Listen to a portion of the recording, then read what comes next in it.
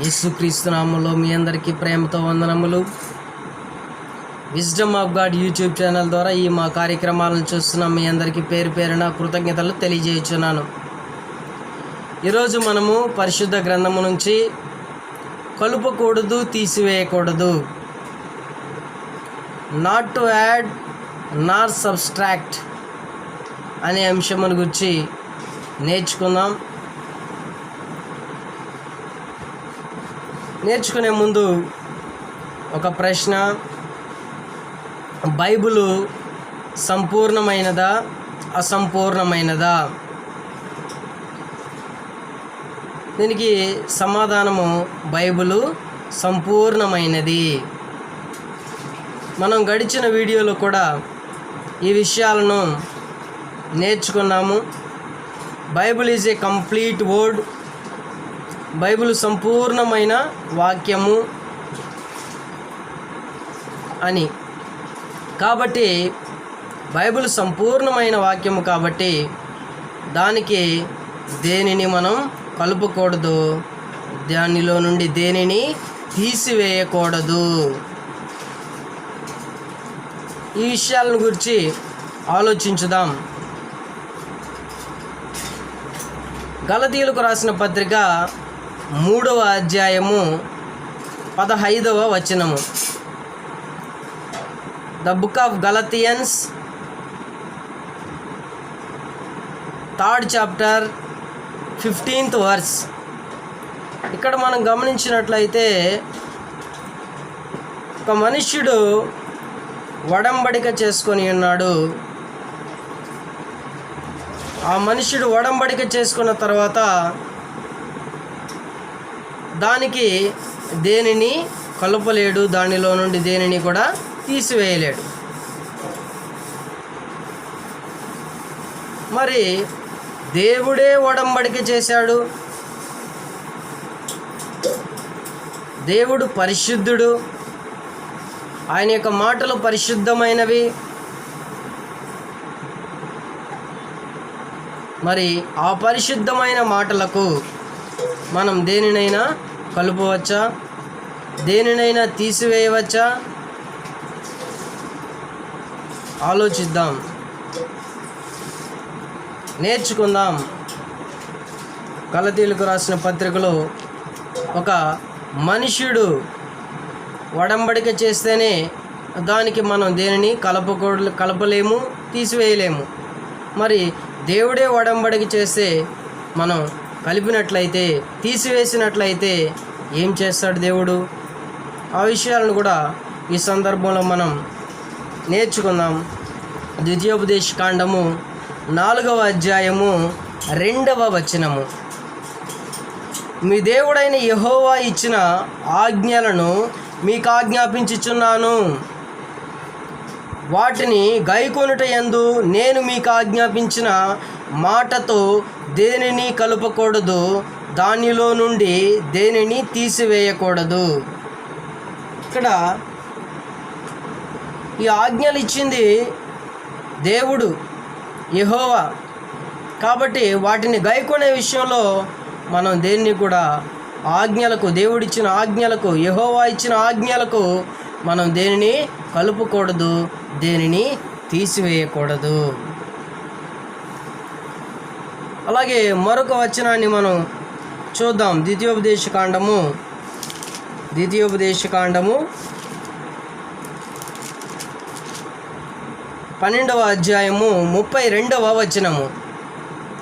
నేను మీకు ఆజ్ఞాపించుచున్న ప్రతి మాటను అనుసరించి చేయవలెను, దానిలో నీవు ఏమీయూ కలుపకూడదు, దానిలో నుండి ఏమీయూ తీసివేయకూడదు. ఇక్కడ దేవుడు ఆజ్ఞాపించిన ప్రతి మాటను అనుసరించాలి. దేవుడు ఆజ్ఞాపించిన మాటకు మనం దేనిని కూడా కలుపకూడదు, తీసివేయకూడదు అని చెప్పి దేవుడు ఆజ్ఞాపిస్తున్నాడు.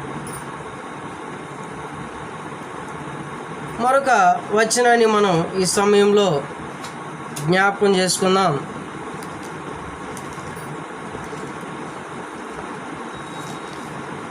యెహోషువ గ్రంథము మొదటి అధ్యాయం, యెహోషువ గ్రంథము మొదటి అధ్యాయము 7వ వచనము. అయితే నీవు నిబ్బరము కలిగి జాగ్రత్త పడి బహుధైర్యముగా నుండి నా సేవకుడైన మోషే నీకు ఆజ్ఞాపించిన ధర్మశాస్త్రమంతటి చొప్పున చేయవలెను. నీవు నడుచు ప్రతి మార్గమున చక్కగా ప్రవర్తించినట్లు నీవు దాని నుండి కుడికి కానీ ఎడమకు కానీ తొలగకూడదు. ఇక్కడ మోషే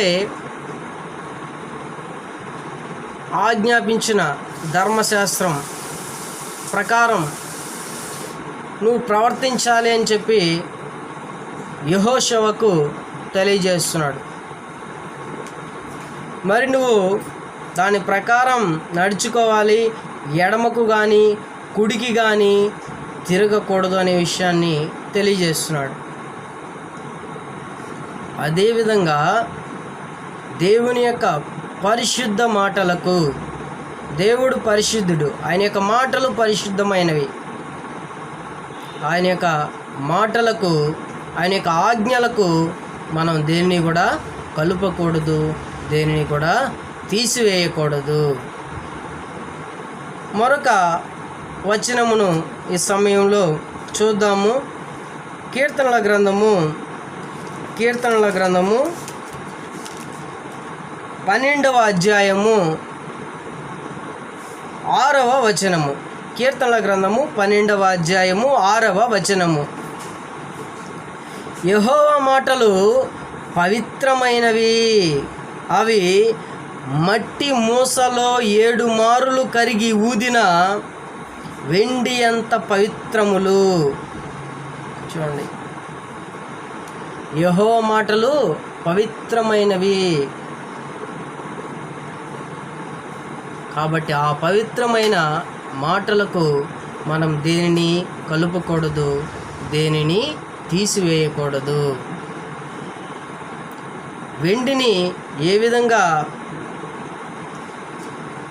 7 మారులు మట్టి మూసలో కరిగి ఊతారో అంత పవిత్రములైనవి అని చెప్పి ఇక్కడ దైవజనుడు మనకి తెలియజేస్తున్నాడు. కాబట్టి ప్రియమైన వారలారా, యెహోవా మాటలు పవిత్రములైనవి, వాటికి మనం దేనిని కలుపకూడదు, దేనిని తీసివేయకూడదు. మరొక వచనాన్ని మనం గమనించినట్లయితే కీర్తనల గ్రంథము 69వ అధ్యాయము, కీర్తనలు 69 28వ వచనము. జీవ గ్రంథములో నుండి వారి పేరును తుడిపిపెట్టుము, నీతిమంతుల పట్టీలు వారి పేరులు రాయకము. ఒకవేళ నీవు దేవుని యొక్క ఆజ్ఞలకు, దేవుని యొక్క మాటకు నీవు దేనినైనా కలిపినట్లయితే, తీసివేసినట్లయితే జీవగ్రంథంలో నుంచి నీ పేరును తుడిచివేయమని చెప్పి దేవుడు తెలియజేస్తున్నాడు. నీతిమంతుల పట్టీలో పేరులు వ్రాయకము అని చెప్పి దేవుడు తెలియజేస్తున్నాడు. కాబట్టి మన పేరులు, క్రీస్తునందు రక్షింపబడిన ప్రతి ఒక్కరి పేరు జీవగ్రంథంలో వ్రాయబడాలని నేను కోరుకుంటున్నాను. నీతిమంతుల పట్టిలో వ్రాయబడాలని, ఉండాలని నేను కోరుకుంటున్నాను. అదే మన గురి. కాబట్టి మనమందరము కూడా, రక్షింపబడిన మనమందరము కూడా వాక్యాన్ని ప్రేమతో ప్రకటిస్తున్న వారందరూ కూడా యెహోవా యొక్క మాటలకు, దేవుని యొక్క ఆజ్ఞలకు దేనిని కలుపకూడదు, తీసివేయకూడదని ఈ సందర్భంలో ప్రేమతో తెలియజేస్తున్నాను ప్రియమైన వారలారా. అలాగే మరొక వాక్యాన్ని మనం గమనించినట్లయితే సామెతల గ్రంథము 30వ అధ్యాయము, సామెతల గ్రంథము 30వ అధ్యాయము 5-6 వచనములు. దేవుని మాటలన్నీ పుటము పెట్టబడినవే, ఆయనను ఆశ్రయించు వారికి ఆయన కేడము. ఆయన మాటలతో ఏమీ చేర్చకము. ఆయన నిన్ను గద్దించునేమో, అప్పుడు నీవు అబద్ధికుడవగుదువు. చూడండి, దేవుని మాటలన్నీ కూడా పుటము పెట్టబడినవి. దేవుని మాటలన్నీ కూడా పుటము పెట్టబడినవి.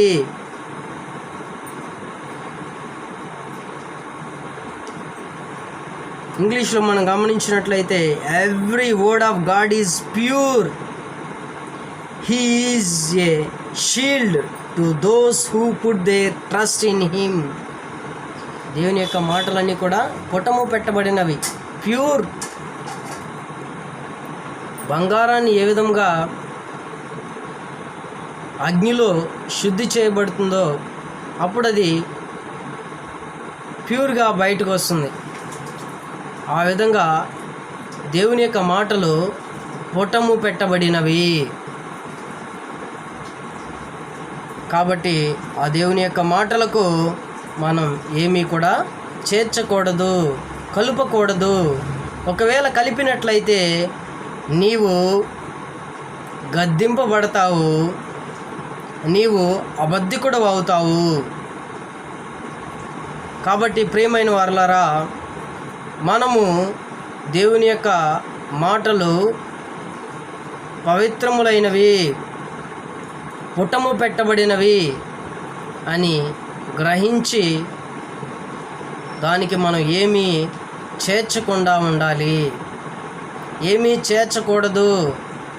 ఒకవేళ చేర్చినట్లయితే అబద్ధికులు అవుతాం, దేవుడు మనల్ని గద్దిస్తాడు.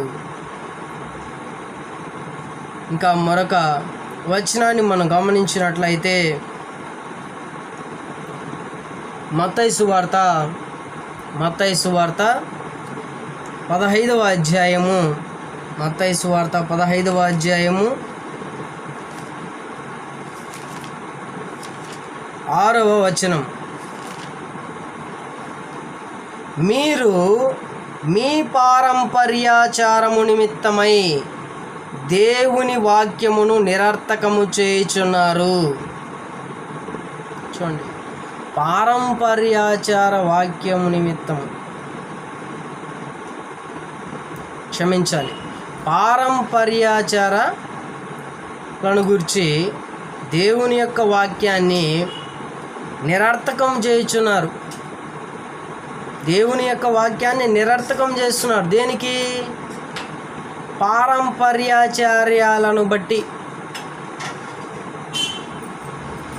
మరి అందుకే యెషయా ప్రవక్త తెలియజేశాడు. ఆ వచనాన్ని ఒకసారి జ్ఞాపకం చేసుకుందాం. ఈ ప్రజలు తమ పెదవులతో నన్ను గణపరచుదురు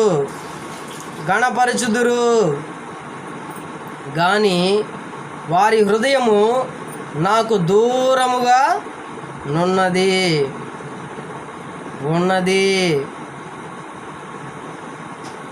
మనుషులు కల్పించిన పద్ధతులు దైవోపదేశములని బోధించుచు వారు నన్ను వ్యర్థముగా ఆరాధించుచున్నారు. చూడండి, మనుష్యులు కల్పించిన పద్ధతులేమో దైవోపదేశాలని బోధిస్తున్నారు, దేవుని యొక్క మాటలనేమో, దేవుని యొక్క వాక్యమునేమో నిరర్థకము చేయుచున్నారు.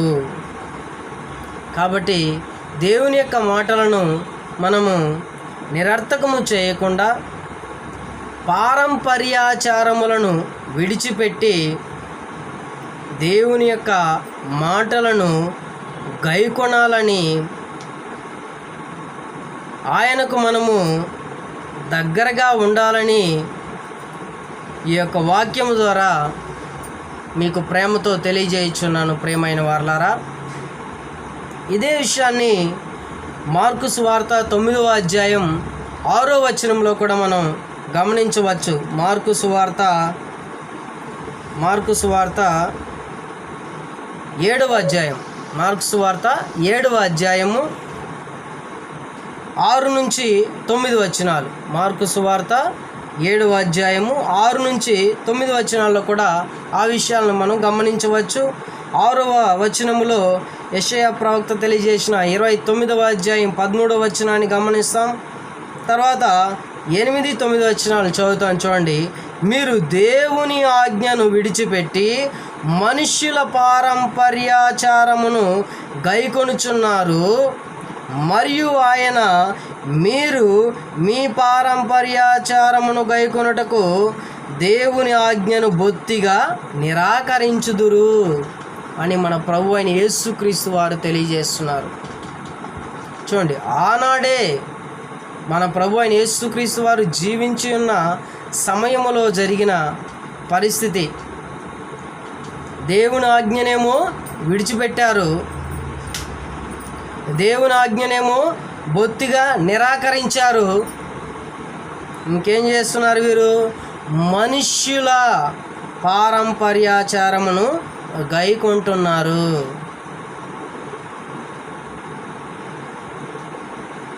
చూడండి, దేవుని ఆజ్ఞలను గైకొనండి అని చెప్పి దేవుడు తెలియజేస్తే, దైవజనుడు తెలియజేస్తే, వీరేమో మనుష్యుని ఆజ్ఞలను గైకొంటున్నారు, మనుష్యుల పారంపర్యాచారమును గైకొనుచున్నారు.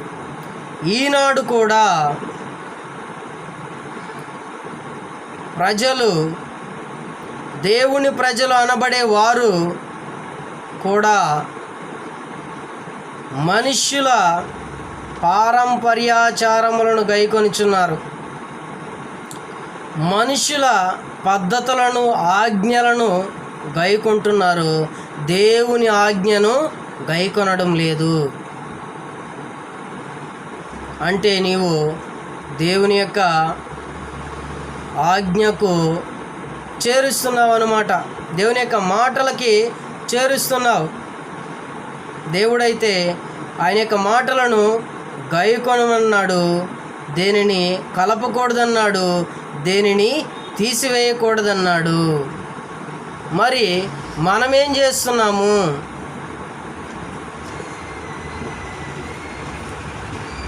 మరొక మాట చదువుకుందాం.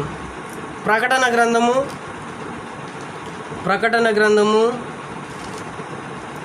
22వ అధ్యాయము 18, 19 వచనములు. ఈ గ్రంథమందున్న ప్రవచన వాక్యములను విను ప్రతి వానికి నేను సాక్ష్యం ఇచ్చినది ఏమనగా, ఎవడైనను వీటితో మరి ఏదైనాను కలిపిన ఎడల ఈ గ్రంథములో వ్రాయబడిన తెగుళ్ళు దేవుడు వానికి కలుగజేయును. ఈ ప్రవచన గ్రంథములో ఉన్న ప్రవచన వాక్యములను వినే ప్రతివానికి అపోస్తలుడైన యోహాను సాక్ష్యం ఇచ్చేది ఏంటంటే, ఎవడైనా వీటితో ప్రవచన వాక్యములను వినే, ఈ గ్రంథంలో ఉన్న మాటలతో ప్రవచన వాక్యములు వింటున్న ప్రతి ఒక్కరికి చెప్తున్నాడు. ఈ గ్రంథంలో వ్రాయబడిన మాటలు వినేవాడికి హెచ్చరిస్తూ తెలియజేస్తున్నాడు. ఏమని?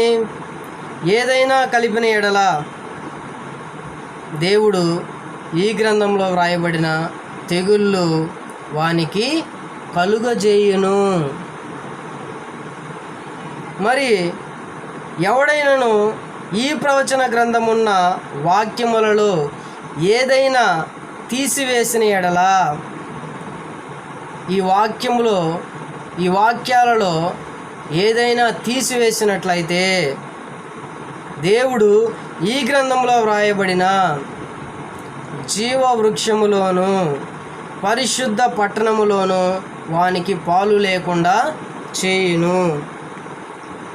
ఈ విషయాలను మనం గమనిస్తాం. ప్రకటన గ్రంథము 2వ అధ్యాయము 3వ అధ్యాయంలో మనం గమనిస్తాం. ఏమని? జీవవృక్షం గురించి, పరిశుద్ధ పట్టణమును గురించి. నువ్వు దేవుని యొక్క మాటలకి ఏదైనా కలిపినట్లయితే ఈ గ్రంథంలో ఉండే తెగుళ్ళు దేవుడు నీకు కలుగు చేస్తాడు. దేవుని యొక్క మాటలకి, ఆ మాటల్లో నుండి ఏదైనా తీసివేసినట్లయితే జీవవృక్షంలోను పరిశుద్ధ పట్టణంలోను వానికి పాలు లేకుండా చేయును. ప్రతి ఒక్క క్రైస్తవుడు కోరుకునేది, క్రీస్తు సంఘ సభ్యుడు కోరుకునేది, రక్షింపబడిన ప్రతి వాడు కోరుకునేది జీవ వృక్షములోను పరిశుద్ధ పట్టణములోను పాలు పొందాలని. దానికోసమే ఈ లోకమును విడిచి క్రీస్తును వెంబడిస్తున్నాము. మరి నీవు దేవుని యొక్క మాటలకు, యెహోవా యొక్క మాటలకు దేనినైనా కలిపిన ఎడల జీవ వృక్షములోను పరిశుద్ధ పట్టణములోను పాలు ఉండదు, పాలు పుంపులు ఉండదు. కాబట్టి ప్రియమైన వారలమైన ప్రతి ఒక్కరికి ప్రేమతో తెలియజేయుచున్నాను, దేవుని యొక్క మాటలకు దేనిని కలుపకూడదు, దేనిని తీసివేయకూడదు. ఒకవేళ మనం కలిపినట్లయితే మనం అబద్ధికులం అవుతాం. దేవుడు మనల్ని గద్దిస్తాడు. జీవగ్రంథములో మన పేర్లు తుడిచిపెట్టబడతాయి, నీతిమంతుల పట్టిలో మన పేర్లు వ్రాయబడవు. జీవ వృక్షములోను పరిశుద్ధ పట్టణములోను పాలు పంపులు ఉండవు. ఈ గ్రంథంలో వ్రాయబడిన తెగుళ్ళు వస్తాయి. కాబట్టి మనము దేవుని యొక్క వాక్యమునకు, దేవుని యొక్క మాటకు, దేవుని యొక్క ఆజ్ఞలకు దేనిని కలుపకూడదు, దానిలో నుండి దేనిని తీసివేయకూడదు. చివరిగా ఒక వాక్యము జ్ఞాపకం చేసుకొని ముగిస్తాను. ప్రసంగి గ్రంథము